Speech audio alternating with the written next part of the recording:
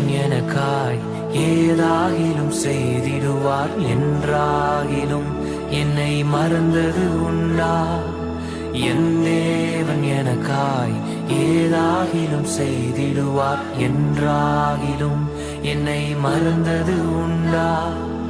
என் தேவன் எனக்காய் ஏதாகிலும் செய்திடுவார் என்றாகிலும் என்னை மறந்தது உண்டா?